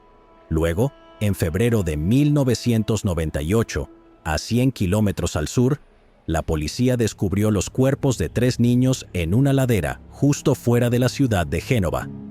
Uno de ellos había sido empalado en una pica de tal manera que la punta afilada había salido por la boca de la víctima. Esto desencadenó otra ráfaga de atención mediática, alarmando de nuevo a Garavito. En los meses siguientes, siguió las noticias de otros cuerpos de víctimas que se descubrieron en varios campos y bosques a lo largo de Colombia. En julio de 1998, Graciela se cansó del comportamiento borracho y abusivo de Garavito cuando estaba en casa y le pidió amablemente que se fuera. Garavito se marchó pacíficamente, pero convenció a Graciela de que guardara otra bolsa de algodón negro en su casa. Mientras tanto, Garavito estaba convencido de que debía llevar sus actividades asesinas al extranjero por un tiempo, así que compró un pasaporte falso con el nombre de Bonifacio Marrera y voló a Ecuador. Pasó los 2 meses siguientes mendigando dinero y los lugareños lo identificaron de inmediato como extranjero debido a su marcado acento colombiano. A finales de julio, Garavito asesinó a un niño de 14 años y luego a un niño de 12 años en la ciudad de Chone, Ecuador. Luego, Garavito se trasladó a la ciudad de Santo Domingo, donde las personas presentaron quejas a las autoridades sobre su presencia en una escuela. Sorprendentemente, dado su perfil de víctima habitual, vale la pena destacar que esta era una escuela para niñas, lo que significa que Garavito se estaba diversificando o intentando modificar su patrón de asesinato, o quizás era realmente bisexual. También es posible que Garavito rondara las escuelas de niños, pero fue su presencia en la escuela de niñas la que generó alarma local. En cualquier caso, la policía de Santo Domingo montó una operación encubierta para atrapar a Garavito en el acto de abuso o secuestro. Sin embargo, Garavito debió enterarse porque huyó del país. Poco después, las autoridades ecuatorianas descubrieron el cadáver de un niño y una niña, ambos asesinados de acuerdo con el modus operandi habitual de Garavito. Es posible que la niña fuera una víctima prevista o que fuera una oportunista porque le hacía compañía al niño. Garavito afirma que desde Ecuador voló a Venezuela, donde mató a otra víctima antes de regresar a Colombia a finales de agosto. Ahora indeseado en el lugar de Graciela, Garavito comenzó a dormir regularmente a la intemperie mientras viajaba por Colombia, y luego, en noviembre de 1998, se descubrió una fosa común con 36 víctimas. Informes de otros asesinatos y fosas comunes comenzaron a llegar de todo el país. Se estableció un equipo especial nacional para coordinar la investigación. Por fin, después de años de inacción policial, la búsqueda estaba en marcha. En la mañana del 6 de febrero de 1999, Garavito asesinó a 3 niños en un campo de caña de azúcar, justo fuera de la ciudad de Palmira, en Valle del Cauca. Se observó el modus operandi habitual, pero Garavito estaba mucho más borracho de lo normal. Se quitó los shorts y la ropa interior y estaba en medio de cometer un acto de necrofilia con uno de los cadáveres cuando se desmayó encima del cuerpo. Tenía un cigarro encendido en su mano izquierda y la caña de azúcar a su alrededor se incendió. Las llamas comenzaron a quemar su lado izquierdo, causándole quemaduras de segundo y tercer grado en el brazo, la pierna y el costado izquierdo. Cuando Garavito despertó, entró en pánico y huyó, abandonando sus anteojos, zapatos, ropa interior pantalones y algo de dinero que tenía en los bolsillos. Un auténtico tesoro de evidencia forense. También dejó atrás la botella vacía habitual de brandy barato. Garavito corrió por el campo con sus genitales expuestos, escondiéndose de la gente hasta que logró robar discretamente un par de pantalones de una cuerda para secar la ropa. Luego hizo autostop descalzo y con sus quemaduras sin tratar por 190 kilómetros hacia el norte, de Palmira a Pereira, para poner distancia entre él y la carnicería que estaba ardiendo en ese momento. Llegando al anochecer, Garavito entró tambaleándose en una farmacia local y consiguió algunos primeros auxilios básicos. Luego desapareció sin decirle al dueño de la farmacia su nombre ni lo que había sucedido. Garavito no se atrevió a ir al hospital. De vuelta en Palmira, el fuego fue apagado por un granjero local y descubrió 2 de los 3 cuerpos en el proceso. La policía encontró el tercer cuerpo al día siguiente, el 7 de febrero, junto con los objetos que Garavito había dejado atrás. Los cuerpos mostraban heridas consistentes con todas las demás víctimas encontradas en toda Colombia, cuyo número ahora había superado los 3 dígitos. El dinero encontrado en la escena se descubrió que había sido impreso y circulado en Ipiales, una ciudad a 485 kilómetros al sur de Palmira, en la frontera ecuatoriana. Esto implicaba que el asesino de las 3 víctimas en Palmira probablemente viajaba ampliamente, al igual que el asesino en serie buscado por el Equipo Especial Nacional. Más concretamente, la información obtenida de los anteojos y los zapatos era que los anteojos tenían un lente izquierdo diseñado para una persona con un tipo específico de astigmatismo en su ojo izquierdo. Era una condición que solo ocurría en personas de entre 40 y 60 años de edad. Garavito tenía 42 años en ese momento. Las patas de los anteojos estaban dobladas hacia abajo, lo que sugiere que el usuario tenía las orejas de manera inusual. Los niños de Trujillo le habían puesto el apodo de Goofy a Garavito por esta razón. Los zapatos, por otro lado, tenían patrones habituales de desgaste en ellos. En primer lugar, no había erosión en la punta del zapato, lo que implicaba que el sospechoso tenía un pie más pequeño que el tamaño del zapato. En segundo lugar, y lo más crucial, los patrones circulares de desgaste en la parte media y el talón del zapato derecho sugerían que el sospechoso cojeaba, rotando ligeramente el pie al caminar. Efectivamente, Garavito se había roto la pierna en agosto de 1996 y había sanado mal. Además, el examen de las huellas encontradas en la escena indicaba que el sospechoso medía entre 1,63 y 1,68 metros de altura. Nuevamente, Garavito medía 1,65 metros. Esta información fue transmitida al Equipo Especial Nacional. Se revisaron los archivos de todos los sospechosos implicados en actividades criminales desde 1989. Aparecieron 5.000 sospechosos. Los detectives descartaron de inmediato los casos que involucraban a víctimas femeninas. Todas las víctimas encontradas en Colombia eran niños y aún no habían conectado al asesino la única niña encontrada en Ecuador. Esto redujo el número de sospechosos a 1.500. Luego, los investigadores excluyeron a los sujetos menores de 40 años. Esto redujo drástica y sorprendentemente el número de sospechosos a solo 95 personas. Parece que el 70% de las atrocidades registradas en Colombia se cometieron contra niñas, y el 94% de los sospechosos registrados que atacaron a niños eran menores de 40 años. Cuando los detectives filtraron los sospechosos para el rango de altura de 1,63 y 1,68 metros, el número se redujo aún más, a 45 personas. Luego, los detectives se enfocaron en los sospechosos que habían sido implicados en delitos sexuales, en las áreas donde se encontraron la mayoría de las fosas comunes y los lugares de desecho, específicamente en el área alrededor de Bogotá y las diversas ciudades y pueblos del eje cafetero. Esto redujo la lista a 25 nombres, y Luis Garavito estaba en esa lista. Los nombres de los sospechosos se distribuyeron a las fuerzas del orden locales en toda Colombia. Uno de los investigadores en este caso fue Aldemar Durán, el principal detective en el caso de febrero de 1998, en el que 3 niños fueron asesinados en la ciudad natal de Garavito, Génova. Durán trabajó incansablemente en el caso, sin tomarse tiempo libre y durmiendo apenas, lo que llevó a que sus colegas lo apodaran la sombra del asesino.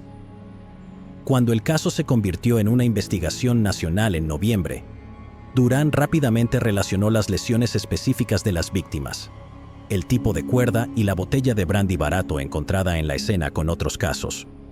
Dado que Colombia no contaba con un psicólogo forense que hubiera trabajado en un caso de asesino en serie antes, Durán se puso en contacto con el FBI en Estados Unidos para obtener información sobre cómo elaborar el perfil de un asesino en serie.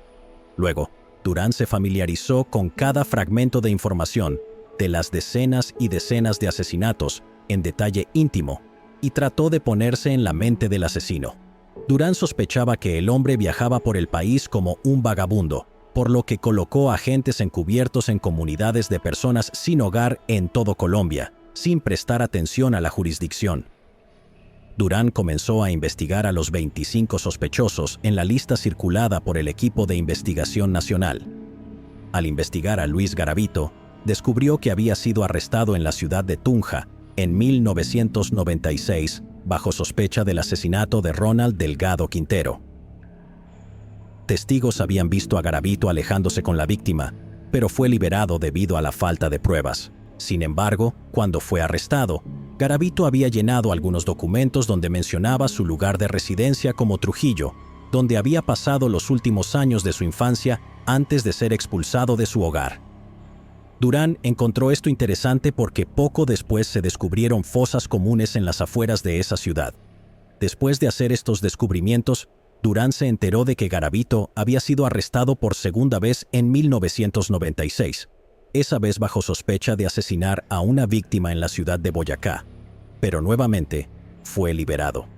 Convencido de que Garavito era el asesino que la nación buscaba, Durán partió hacia Trujillo para ver si podía encontrar a alguien que conociera a Garavito. Mientras tanto, se estaba prestando una atención especial a la ciudad de Pereira, ya que fue el primer lugar donde la policía encontró una fosa común. Estaban realizando búsquedas casa por casa, pero no encontraron nada. Sin embargo, otro nombre de la lista de 25 sospechosos residía allí: Pedro Pablo Ramírez García. Tenía antecedentes penales relacionados con actividades pederásticas que se remontaban a 1980. Además, tenía 44 años, medía 1,63 metros y cojeaba de la pierna derecha. También era vendedor ambulante y había estado vendiendo miel en botellas viejas de brandy, el mismo tipo de brandy que se encontró en la mayoría de las escenas del crimen. Todas estas eran pruebas circunstanciales bastante convincentes. García ya era sospechoso en el asesinato de 2 víctimas en una terminal de autobuses en Pereira el 1 de octubre de 1997. Resulta que esos niños también fueron asesinados por Garavito.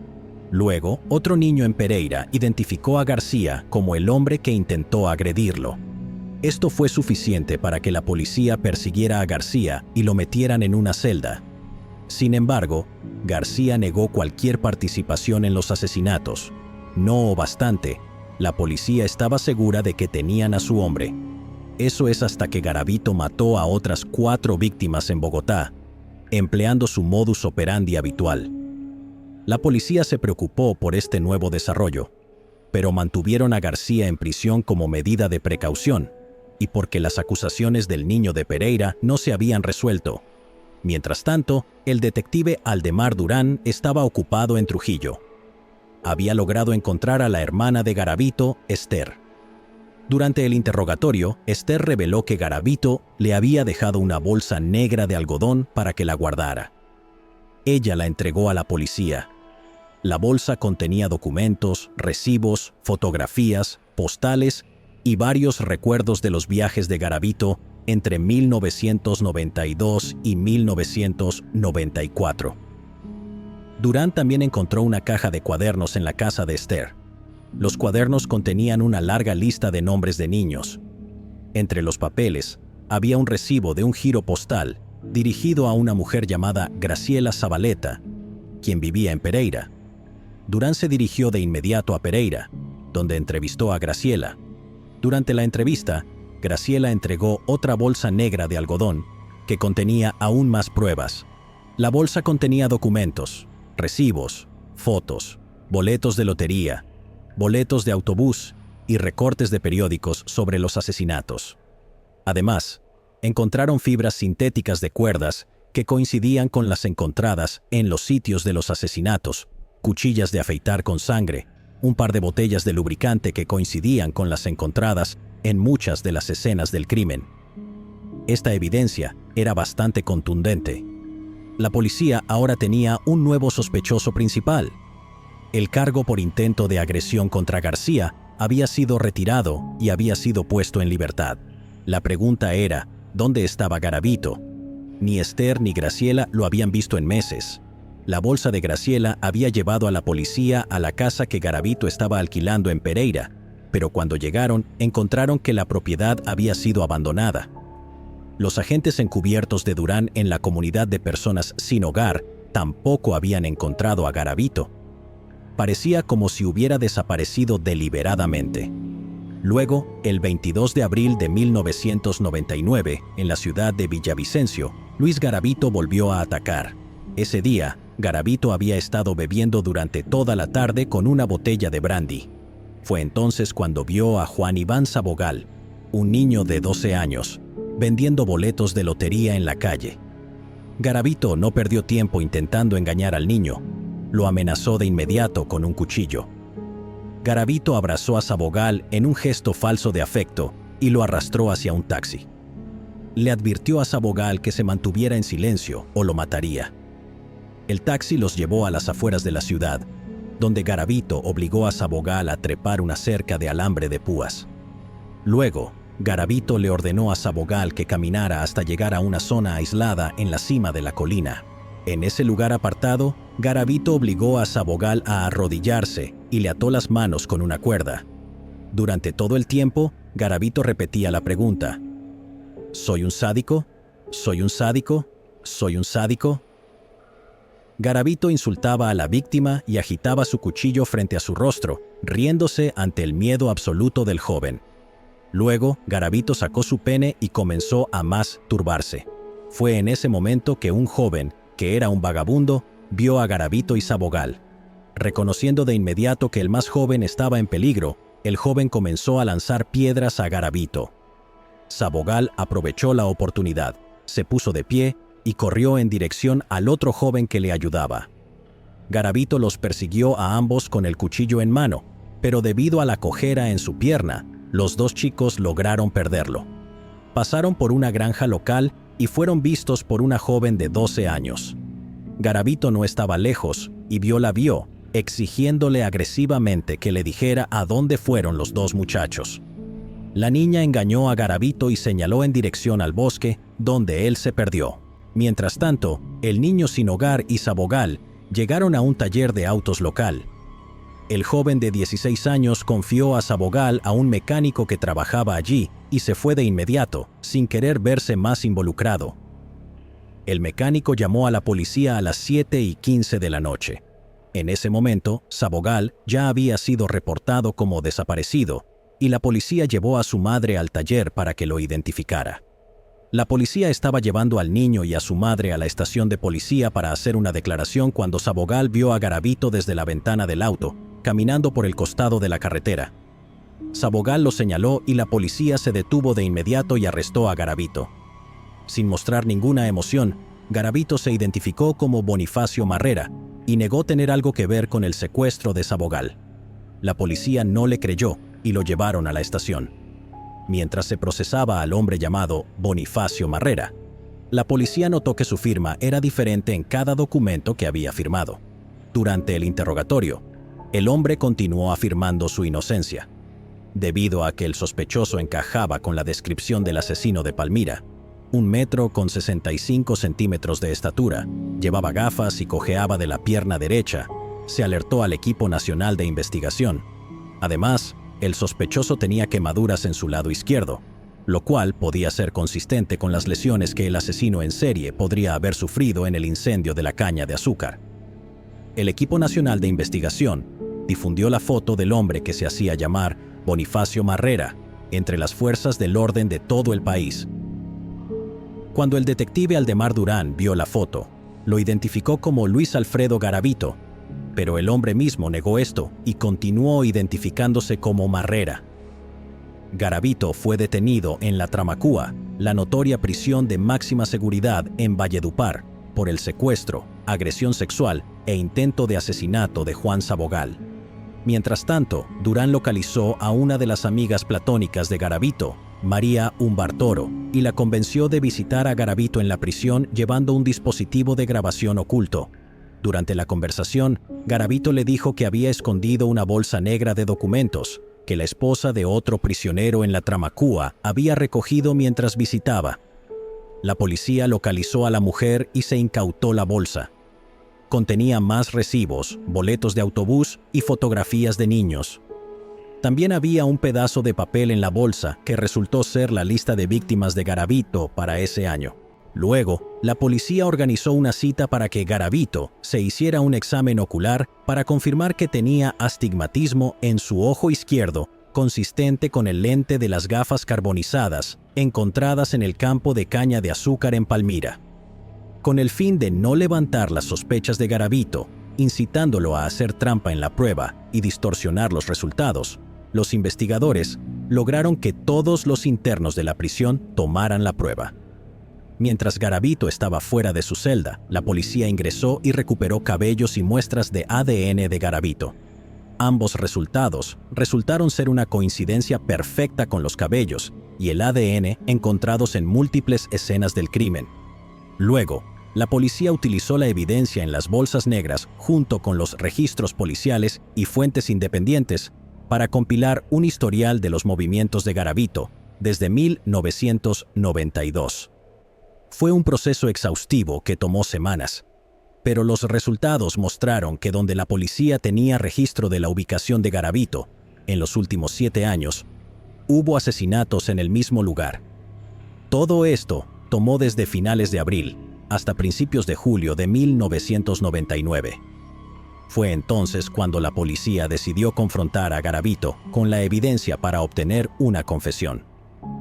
El 2 de julio, Garavito fue sometido a 9 horas de interrogatorio.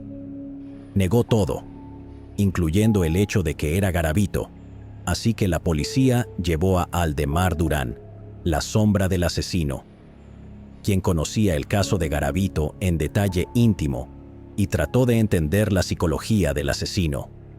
Durán se sentó con Garavito durante 18 horas de interrogatorio, repasando cada trozo de información y cada pieza de evidencia, reconstruyendo las escenas de docenas de asesinatos en detalle espeluznante. En resumen, Durán obligó a Garavito a revivir los asesinatos, lo que tuvo un impacto profundo en él, despertando ira e incluso vergüenza. Posteriormente, Garavito se derrumbó en lágrimas y comenzó a gritar repetidamente: ¿por qué? ¿Por qué?, a todo pulmón. En las primeras horas del 4 de julio, Garavito comenzó a confesar el asesinato de docenas de niños en Colombia entre 1992 y 1999, proporcionando fechas y ubicaciones. El número de asesinatos que admitió durante su confesión inicial alcanzó un total de 140, pero ese no es el número total, ni de lejos. A pesar de años de inacción policial y desorganización, fue un inteligente trabajo policial el que llevó a Garavito ante la justicia. Gran parte del crédito pertenece al trabajo de Aldemar Durán por identificarlo y obtener su confesión, pero también hubo un astuto trabajo policial realizado por otros, como los analistas forenses que reunieron la evidencia dejada en el campo de caña de azúcar en Palmira. El equipo de investigación nacional que se coordinó efectivamente con las fuerzas del orden locales e importó expertos y tecnologías de vanguardia de Estados Unidos, el Reino Unido, los Países Bajos y Rusia para hacer el trabajo. Pero aquí es donde el sistema de justicia comenzó a fallarle a los padres y madres afligidos de Colombia.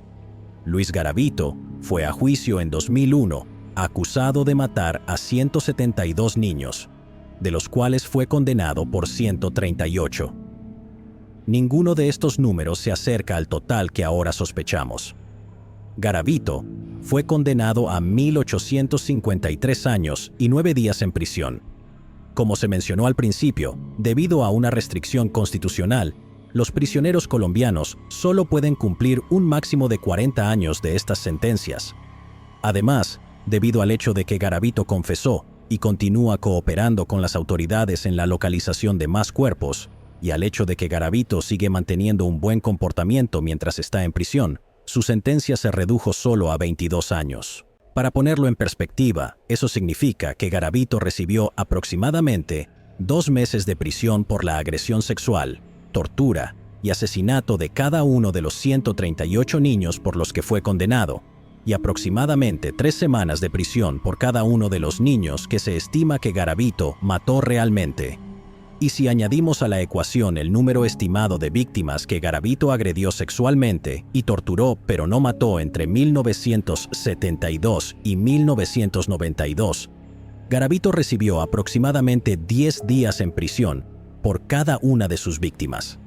Lo que significan 22 años de prisión es que Garavito está previsto para ser liberado en 2024, a la edad de 67 años. Actualmente tiene un cáncer de ojo avanzado para el cual está recibiendo quimioterapia, y aunque es probable que esto lo mate, es poco probable que ocurra en los meses antes de su liberación.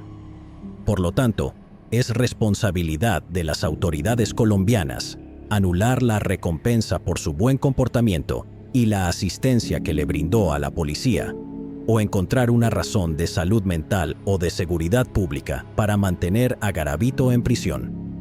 Pero la capacidad y la voluntad de la Fiscalía General de Colombia y los tribunales relevantes para hacerlo está abierta a especulación. Si Garavito es liberado, dice que quiere formar una familia, quiere convertirse en predicador religioso y quiere entrar en la política para trabajar con niños maltratados. Es probable que, si es liberado, Garavito esté bajo un intenso escrutinio policial y público. Pero aquí está el problema con tener a un sádico sexual psicópata mentalmente enfermo, y una palabra que comienza con P y termina con ofilia, causando estragos. Todo lo que se necesita es un desliz de vigilancia o un incidente instigador, y podría haber otra víctima o una serie de víctimas dejadas atrás en su estela. La posibilidad final es que Garavito encuentre el destino de Pedro López, quien desapareció solo unos meses después de su liberación. Y al igual que en el caso de Pedro López, esa desaparición probablemente no será causada por la fuga del asesino, ya que hombres como Garavito y López no pueden dejar de matar y dejarían un rastro de cuerpos donde quiera que fueran. Más bien sería alguien en Colombia tomando la ley en sus propias manos y deshaciéndose del cuerpo del asesino, donde nadie jamás lo encontrará. El tipo de justicia vigilante que prevalece siempre que el Estado de Derecho falla. Y el Estado de Derecho definitivamente le ha fallado al pueblo de Colombia, incluidos esos cientos de niños que sufrieron y murieron a manos de un monstruo. Un hombre de maldad incalculable que puede que pronto quede libre y que hasta el día de hoy todavía cree que tiene derecho a pasar por las puertas del cielo. Llegados aquí, ¿acaso no has visto este otro crimen? Yo no me lo perdería,